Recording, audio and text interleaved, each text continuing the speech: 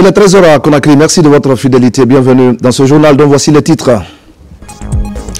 C'est une approche qui vise à améliorer la performance de l'administration publique.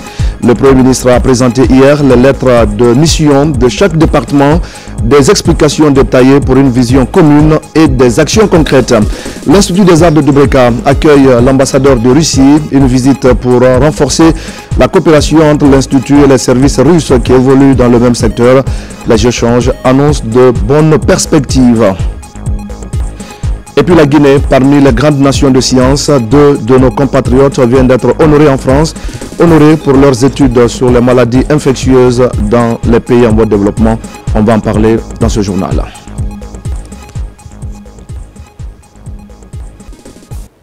Bonjour à tous. Le gouvernement guinéen poursuit donc ses réformes en vue d'impulser davantage la croissance économique du pays. Le Premier ministre a présenté hier le cadre logique des lettres de mission assignées aux différents ministères. Ce sont des documents qui fixent le cap et qui reposent notamment sur la performance et sur le principe de redevabilité. Ousmane Bangoura. C'est une approche méthodique qui structure désormais l'action gouvernementale. Ce vendredi, le Premier ministre, chef du gouvernement, a présenté ce cadre logique aux membres de l'équipe ministérielle, insistant sur la nécessité d'une vision commune dans l'atteinte des objectifs assignés à chaque département. Cette vision se décline en trois transformations fondamentales: sociale, économique et politique. L'action d'aujourd'hui, c'est de dire les lettres de mission sont nominatives pour le chef du département. Mais ce n'est pas des lettres de mission dévolues à une personne. Ce sont des lettres de mission dévolues au ministère.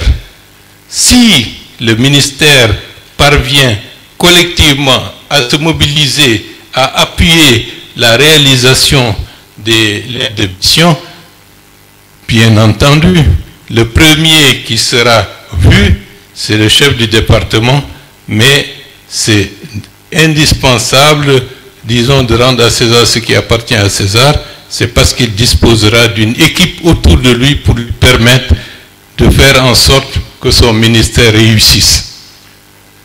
Donc, pour les contrats annuels de performance, les lettres, c'est une chose, mais s'il n'y a pas de suivi, c'est comme si on envoie, comme on vous dit, il faut être bon, il faut faire la charité, mais s'il n'y a pas des mesures de suivi, d'auto-évaluation et de sanctions positives ou négatives, il va de soi qu'on dira bien, c'est bien, mais on se laisse aller avec nos habitudes. L'année 2025 marquera une étape cruciale: la clôture du plan de référence intérimaire et le démarrage du programme Simandou 2040. Une matrice stratégique alignée à la vision Guinée 2040 du président de la République, le général d'armée Mamadi Doumbouya. Messieurs les secrétaires généraux, messieurs et madame les chefs de cabinet, mesdames et messieurs les directeurs généraux des bureaux de stratégie, les responsables des inspections et bien entendu les conseillers à travers les conseillers principaux. C'est-à-dire c'est cet écosystème autour du ministre qui doit contribuer à faire en sorte qu'il y ait une réussite pour le ministère de l'atteinte des objectifs qui leur sont assignés. Sans cela, on perdrait du temps et on serait inefficace. Par cette dynamique de planification et de suivi, le Premier ministre entend imprimer une nouvelle cadence à l'action gouvernementale.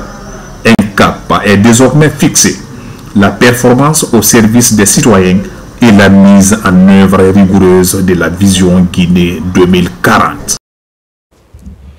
Dans l'actualité encore, la rencontre régionale sur la délimitation des frontières des pays membres de l'Union du fleuve Mano a pris fin au Libéria. Les travaux ont permis d'élaborer une feuille de route commune en vue de renforcer l'intégration sous-régionale. Un communiqué final a sanctionné les travaux. Mohamed Lamine Kamara est notre envoyé spécial. Les 4 jours de travaux de la rencontre de Monrovia se sont soldés par des résultats probants. Une feuille de route consensuelle est élaborée. Ce plan d'action marque la phase de démarrage du processus de réaffirmation et de délimitation des frontières communes terrestres et maritimes entre ces 4 pays membres de l'Union du fleuve Mano. Nous sommes parvenus à des délibérations fructueuses, à des délibérations utiles. Essentiellement, la participation de la Guinée a été remarquée, j'allais dire saluée. Nous avons sollicité, bien entendu, une coopération fructueuse entre les décideurs politiques et le personnel technique pour favoriser la mise en œuvre de l'ensemble des résolutions. Ces acteurs réunis désormais au sein des commissions techniques mixtes, leur mission est de s'investir dans le suivi et l'application de cette feuille de route. Dans ce plan d'action issu des travaux techniques, des projets innovants sont ciblés avec des délais d'exécution. Des initiatives comme la mise en place des groupements locaux, l'organisation des campagnes de sensibilisation le long des frontières, ainsi que la création des espaces de concertation. Cette rencontre de Monrovia a permis au Libéria de définir les feuilles de route pour les 3 prochaines années qui se trouvent devant nous.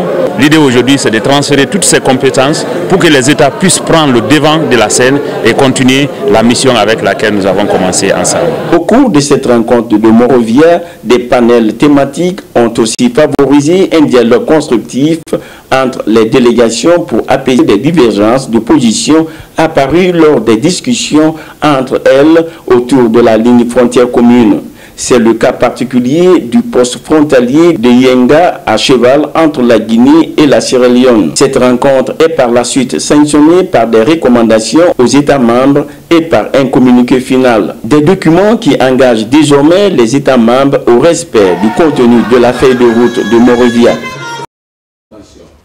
Et c'est également un acte fort que les autorités viennent de poser. Les opérations d'enrôlement et de délivrance de passeports biométriques sont officiellement lancées à Mamou. Une immense joie pour les populations de la région qui n'auront plus besoin désormais de se rendre à Conakry pour obtenir ces documents. Tout le processus est parfaitement sécurisé, comme le montre ce reportage d'Alpha Isiagaba. À Mamou, la ville Carrefour, la population se frotte les mains. Les opérations d'enrôlement et de délivrance des passeports biométriques ont commencé de manière rapide et sécurisée. Le lancement officiel a déjà eu lieu et plusieurs citoyens ont s'enrôlé sur place. Ils devront patienter environ un mois pour recevoir leur passeport biométrique. Aujourd'hui, c'est une grande fierté pour moi de prendre un passeport ici à Mamou.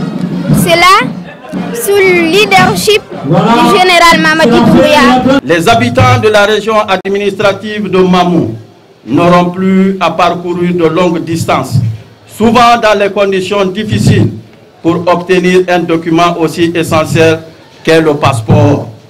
En effet, la mise en place de ce centre régional d'enrôlement illustre concrètement la politique de décentralisation engagée par le CNRD depuis le 5 septembre 2021. Toutes les dispositions nécessaires ont été prises pour la réussite du projet. Le ministre Bachir Diallo a d'ailleurs mis en garde tout agent qui tenterait de faire payer les citoyens au-delà du tarif officiel. Si vous venez ici, quelqu'un vous dit je vais vous aider assez rapidement pour avoir accès à votre passeport, donnez-moi tel montant. Si vous le donnez, vous êtes responsable. Voilà, vous ne devez pas. Et vous avez un numéro vert au ministère de la Sécurité, c'est le 110. Le 110. Vous appelez. Vous ne pouvez pas aller chez le gouverneur. Voyez le DRP, voyez le président de la délégation spéciale. Vous devez aider à lutter contre cela, tout comme nous, en tant qu'administrateurs, nous devons aider à lutter contre cela. Les opérations d'enrôlement et de délivrance des passeports biométriques s'effectuent au sein de la direction régionale de la police et du commissariat central de Mamou. Prochaine étape, les régions de Kindia, Bouké, Labé, Farana.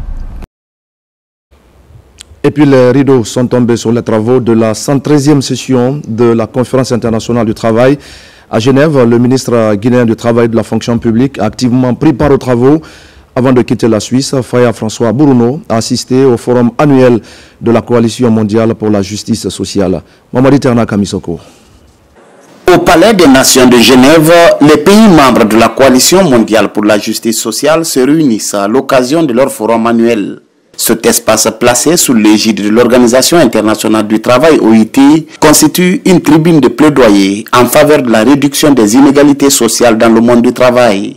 La Guinée, qui vient tout juste de rejoindre cette initiative, voit en la coalition mondiale un partenaire stratégique pour accompagner ses efforts. Après une participation remarquée à cette importante rencontre, le ministre du Travail et de la fonction publique, Faya François Bourounou, a été reçu par le département de migration de l'OIT. Donc nous avons eu une réunion très intéressante autour des problématiques de la migration en Guinée, qui est à la fois un pays d'origine mais aussi un pays de destination des migrations. Nous avons discuté des différents secteurs dans lesquels ces travailleurs migrants sont et nous avons eu des échanges très intéressants et très conduits. Vous savez aujourd'hui que les enjeux ont évolué. Nous avons de grands projets miniers qui se sont mis en place, donc ça engendre aujourd'hui une amplification du phénomène migratoire lié aux opportunités de travail le long du corridor Simandou.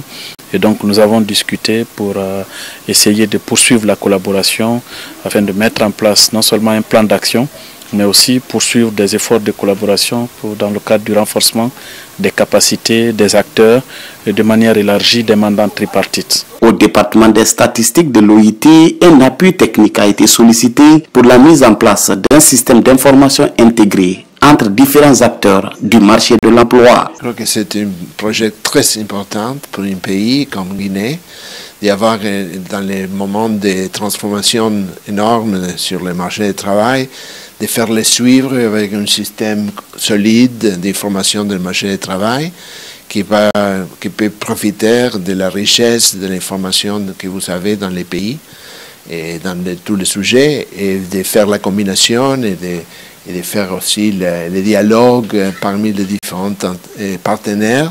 Avant de conclure ces 2 semaines d'activité intense à Genève à l'occasion de la 113e conférence internationale du travail, le ministre Faya François Bourounou a rencontré le responsable du Centre international de formation de Turin. La demande d'ouverture d'une académie de travail en Guinée a reçu un accueil favorable, ouvrant ainsi la voie à un partenariat prometteur en matière de renforcement de capacités nationales. Et puis l'ambassadeur de Russie en Guinée était à l'Institut supérieur des arts Mori Kanté de Dubreka.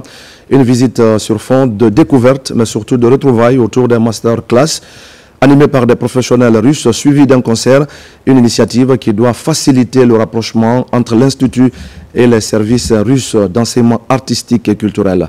Saint-Martin, Fancinadouno et Kandasila.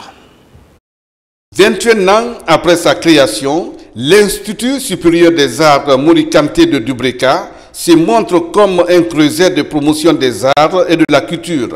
Ce week-end, l'ambassadeur de la Fédération de la Russie a visité ce temple de savoir. Après son échange avec les responsables, Alexis Popov a été convié à une visite guidée des espaces d'exposition mettant en lumière des œuvres plastiques contemporaines réalisées par les étudiants. Nous avons, grâce à l'accompagnement de M. l'ambassadeur, reçu une invitation en Russie où nous avons signé un partenariat avec l'Université russe d'art et de métiers traditionnels. Cette convention entre en activité dès la reprise de l'année universitaire. Nous avons aussi, grâce à leur accompagnement, reçu l'échange avec la maison de la Fédération russe en Guinée qui est basée à Lambagne. Par rapport à l'accompagnement, nous souhaiterions que M. l'ambassadeur facilite l'octroi des bourses universitaires, aussi bien pour les étudiants que pour les enseignants. C'est mon première visite ici à l'Institut de Beaux-Arts, à Dubreka. Nous avons des bonnes relations, on peut dire historiques avec cet institut, car il y a des professeurs russophones qui travaillent ici. Pensons où on peut organiser un concert de musique classique avec des artistes russes, nous avons pensé au sujet de cet institut. Des séances de masterclass sont organisées avec les étudiants de l'ISAMK. Ces échanges, animés par des professionnels russes du corps diplomatique et par des enseignants-chercheurs de l'Institut, ont porté sur l'art comme vecteur de diplomatie et de dialogue interculturel, l'histoire de l'art russe et ses grandes écoles et les opportunités de bourse et de formation artistique en Russie. Je me sens émerveillée parce que j'ai pu prester à sa présence. Ça, c'est déjà un atout pour moi. Aujourd'hui, on a eu une masterclass avec les enseignants de la Russie. L'enseignement était sur les vocalises et puis sur les instruments de la musique, au fait, comme le piano. Nous serons le centre pilote de l'apprentissage de la langue russe à travers la nation. Apprendre aujourd'hui la langue russe est une fierté. Je crois que la musique est un métier transversal et universel. Une journée culturelle couronnée par des prestations des étudiants qui a permis à l'ambassadeur de Russie en Guinée de constater la richesse de la créativité guinéenne et russe, ainsi que l'investissement intellectuel et technique des jeunes artistes formés à l'ISAMC de Dubreka. Et je le disais tout à l'heure au sommaire de ce journal, c'est une grande fierté et un honneur pour la nation guinéenne tout entière. Deux de nos compatriotes viennent en effet d'être honorés par l'Institut des sciences de Paris. Professeur Abdoulaye Touré et professeur Alpha Kabine Keïta sont consacrés pour leurs études sur les maladies infectieuses dans les pays en voie de développement. Les deux scientifiques vont bénéficier d'une enveloppe de 500 000 €. Mohamed Souma et Amadou Touré. Le monde scientifique guinéen a l'honneur à Paris. Professeur Abdoulaye Touré et professeur Alpha Kabine Keïta reçoivent le prix de la Fondation Christophe et Rodolphe Muet de l'Institut de France pour leurs recherches scientifiques sur les maladies infectieuses dans les pays en voie de développement. Une fierté pour le Rouge Jaune Vert. Un appel à plus d'engagement, un appel à continuer à performer dans ce que nous faisons, à continuer à soutenir la formation des jeunes, à développer des activités de recherche pour répondre aux problématiques de santé qui se posent à la population guinéenne. La recherche est une voie de réussite. On peut réussir en faisant la recherche, on peut gagner en notoriété, on peut également s'épanouir. Et nous invitons également nos autorités à mettre la recherche au cœur du développement. Ces deux scientifiques, tous membres du Centre de recherche et de formation en infectiologie de Guinée, vont bénéficier de 500 000 € pour leur contribution à la recherche sur Ebola et d'autres pathologies émergentes dans les pays du tiers-monde. Nous sommes très contents de savoir que la recherche en Guinée avance, parce que c'est des chercheurs qui ont en fait créé un centre de recherche, à savoir le CERFIG, à la suite de l'épidémie Ebola. Et aujourd'hui, nous voyons que leurs efforts sont récompensés à travers ce prix. C'était une occasion de fierté pour voir notre jeunesse mise en exergue dans le domaine scientifique. En général, nous excellons dans le domaine de la culture via la musique, mais que maintenant, via la science, on essaie également de montrer au monde que réellement la Guinée a du potentiel. Ces deux Guinéens dirigent une équipe multidisciplinaire de plus de 80 membres et ont lancé une trentaine de projets internationaux sur les réservoirs viraux et les aspects cliniques et socio-anthropologiques des maladies qu'ils entraînent. On en vient maintenant à la mobilisation citoyenne autour du recensement. Les mouvements Guinée émergente et prospère et un pour tous, tous pour un ont organisé une grande manifestation de sensibilisation. Objectif, inciter les populations à participer massivement à ce processus essentiel à la construction d'un État civil fiable. Souleymane Kamara. Dans un élan d'engagement citoyen, le mouvement Un pour tous pour un, a sensibilisé les habitants de Bessia Port 1 et 2 sur l'importance du recensement pour faciliter l'accès aux services publics. Depuis des mois, ce collectif mène diverses actions sociales en adéquation avec les orientations du président Mamadi Doumbouya pour promouvoir l'harmonie et la solidarité. Des campagnes de sensibilisation dont l'objectif reste le même, renforcer les liens entre les habitants. Les braves femmes de mon quartier, et vous dis merci. Et vraiment, je suis émuse parce que quand je vois de nombreuses femmes là, grâce à ma fille chérie, qui est Linda Soirée, je remercie le bon Dieu, que Dieu l'accompagne. Chaque citoyen recensé est un citoyen reconnu, un citoyen qui compte, un citoyen qui existe aux yeux de l'État et qui peut pleinement jouir de ses droits. Cette opération a été saluée comme un acte de paix et de fraternité, renforçant les liens au sein de la communauté.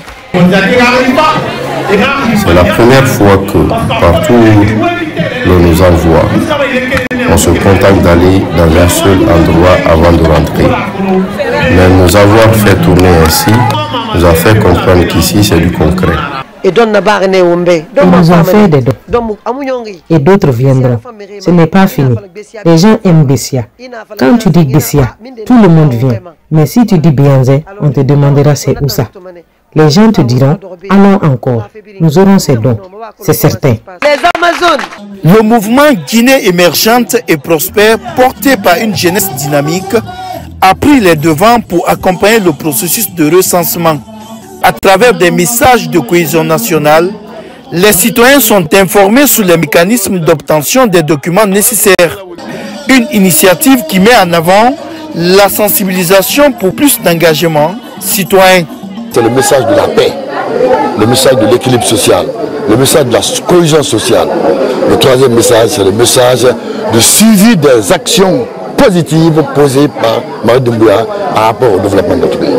Une vision partagée par les habitants, notamment les jeunes, qui voient en cette initiative une opportunité pour renforcer l'unité nationale et favoriser un changement de comportement civique.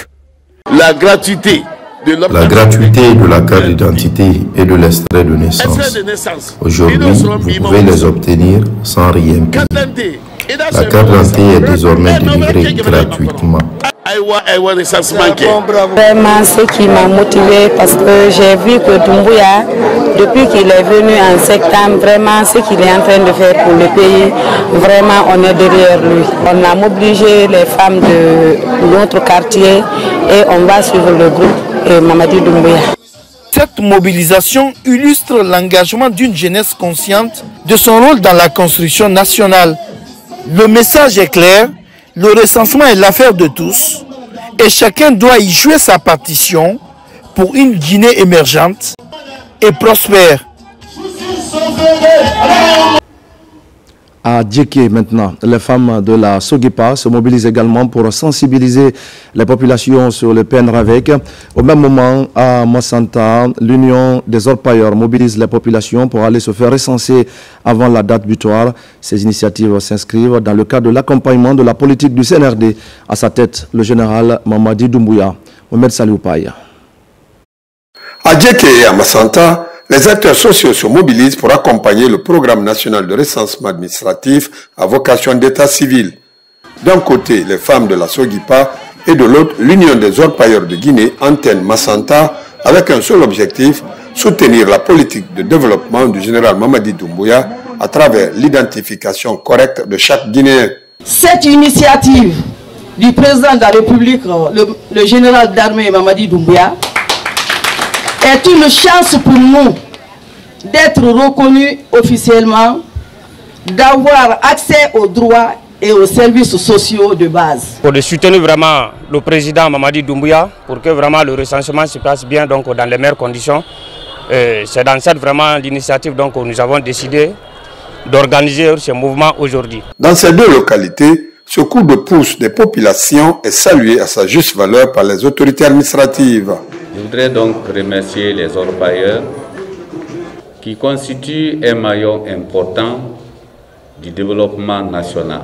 Et ce maillon a emboîté le pas de toutes les autres organisations socio-professionnelles pour accompagner les autorités au plus haut niveau dans le cadre de la sensibilisation pour le recensement qui est en cours. Le gouvernement ayant bien compris cela, a prolongé jusqu'au 20 juin, c'est-à-dire demain, pour que ceux qui traînent encore les pas se fassent recenser. Parce que le recensement est un acte civique qui concerne tout le monde et qui profite à tous. Doter chaque Guinéen d'une identité juridique et numérique en procédant au recensement administratif des faits d'état civil, condition sine qua non de l'établissement d'un registre national de l'état civil et d'un registre national des personnes physiques. Tel est l'enjeu de ces opérations. Même engagement dans la savane guinéenne où les campagnes de sensibilisation se sont poursuivies jusqu'à la dernière minute. À Batiana Fadji, les citoyens sont restés mobilisés autour du processus de recensement biométrique. Les habitants de la localité saluent cette démarche qui vise à mieux planifier le développement du pays à travers des données fiables et des initiatives fortes. Marwan Kamara. Alors que le recensement administratif à vocation d'état civil touche à sa fin, la participation des populations de Baten-Nafadji au processus demeure la priorité essentielle pour les filles et fils de la localité. Dans ce élan de solidarité, une vaste campagne de sensibilisation est lancée sur la place publique du village. À travers la Mamaya, une séance d'éducation civique est mise en avant pour rappeler l'importance cruciale de cette démarche républicaine. Cette organisation a été initiée pour faire une sensibilisation de la population pour le recensement à la base, sans quoi le nombre de la population ne sera pas connu et le nombre de votants aussi ne sera pas connu. En saluant les grandes réformes engagées par le chef de l'État, Baten-Nafadji s'engage fermement à jouer son rôle afin d'assurer la réussite de l'enrôlement. Le président général Mamadi Doumbouya a bien voulu accepter et prolonger la date limite du recensement au 20 juin.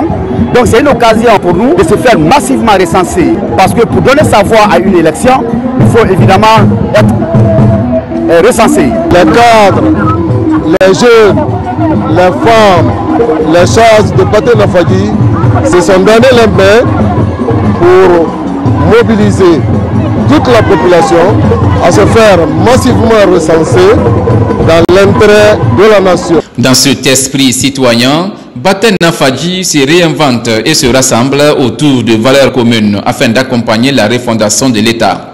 À l'image du programme Simandou 2040, des initiatives de développement en cours dans le pays sont appréciées à travers la culture. Dans la sous-préfecture de Kolabougni, à Bouké, les initiatives citoyennes ont permis de toucher de nombreux citoyens. Principale cible, le grand marché où les femmes ont été particulièrement invitées à se faire recenser. La démarche est bien accueillie par ces mères de famille qui disent avoir compris les enjeux liés à cette opération de recensement biométrique. Younoussa Tawel Kamara. À cheval entre Kamsar et la commune urbaine de Bouké, la sous-préfecture de Kolabougni. Ici, les membres du club O+, posent leurs valises pour être au contact des citoyens en vue de leur expliquer la nécessité de ce processus d'enrôlement biométrique. Le grand marché est ciblé pour passer le message, celui de se faire recenser.